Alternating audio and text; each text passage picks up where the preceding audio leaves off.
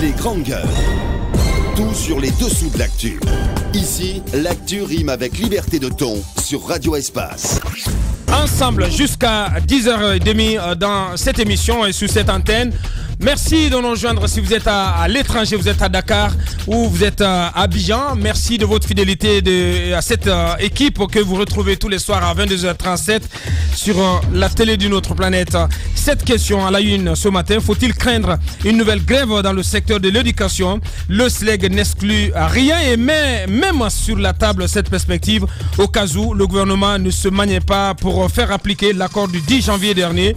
Il faut le dire, il faut dire que cette nouvelle menace du SLEG est prise très au sérieux par l'État. Le sujet s'est invité hier en réunion du Conseil des ministres. À cette occasion, le chef de l'État a demandé aux autorités en charge de l'éducation nationale de communiquer sur les engagements du gouvernement au titre des accords de sortie de crise avec les syndicats de l'éducation. Où en sommes-nous dans l'application de l'accord tripartite signé le 10 janvier dernier? On pose la question ce matin dans cette émission. Et que réclame le SLEG? Que répond l'inspection générale du travail? On essaie quand même d'avoir un mot de l'inspecteur général Dr Ali Kamara. C'est très compliqué, hein? Et c'est pas un monsieur qui est très ouvert à la presse. Et si tout va bien, donc dans la deuxième partie, monsieur Oumar Tounkara, il est le secrétaire général adjoint du SLEG. Vous allez l'entendre chez nous ce matin. Un nouvel administrateur général homologue à EDG. Ça fait trop bizarre tout ça. C'est Mamadi Fanta Traoré, en la personne donc de Mamadi Fanta Traoré. Vous allez entendre donc le principal concerné dans notre émission, dans la deuxième partie, un peu plus tard dans cette émission. On a 2 minutes, on va juste introduire ce sujet. Le président qui insiste et il réclame un débat national sur le Hajj.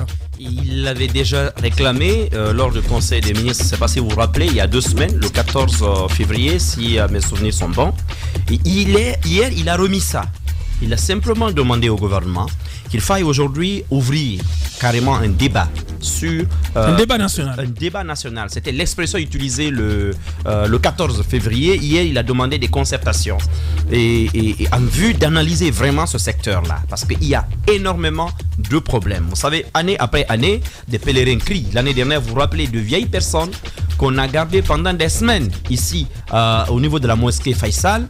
C'est où des gens parfois qu'on a déplacés pendant au moins 10 jours. Les familles se levaient la nuit, venaient vers 20h et restaient jusqu'à 2h, 3h du matin. On leur disait non, vous ne voyagez pas aujourd'hui, ils retournaient à domicile.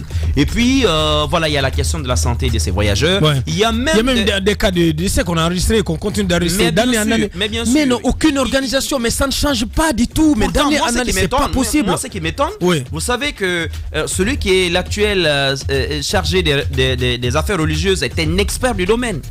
Il est resté dans l'organisation du Hajj. Oui, justement, du côté de l'Arabie Saoudite, il est resté dans ça pendant des décennies. C'est normalement son secteur. On ne dirait attendez, pas. Le problème. Oui, mais aucun changement.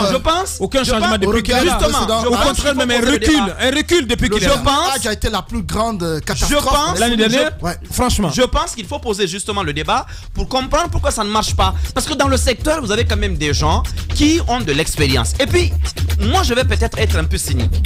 Si ça ne marche pas avec l'État, ceux qui s'inscrivent au niveau des privés, ça fonctionne. Privatiser. Pourquoi l'État ne ferait pas aujourd'hui en sorte que les privés prennent un peu plus de pouvoir? Parce que cette histoire-là, c'est quand même de l'argent dont on parle. Il faut confier ça pas pour rien. À un opérateur privé. Une fois ici, je suis allé jusqu'à demander de l'emprisonnement l'année à laquelle il y a eu des gens qui n'ont pas voyagé parce que l'argent avait miraculeusement disparu. Ils ont dit non, on ne peut pas le faire. Vous savez, c'est sensible, c'est des religieux. Bien. Mais écoutez, à un moment donné, si le chef de l'État se rend compte qu'avec les structures étatiques ça ne marche pas, qu'on réorganise ce secteur, qu'on mette peut-être en place une agence nationale chargée de gérer le pèlerinage et qu'on y mette des privés, des experts du domaine, avec notamment les spécialistes des voyages, tous ces gens-là, qu'on les mette là-bas, qu'il y ait peut-être des élections et puis purement et simplement que l'État se retire.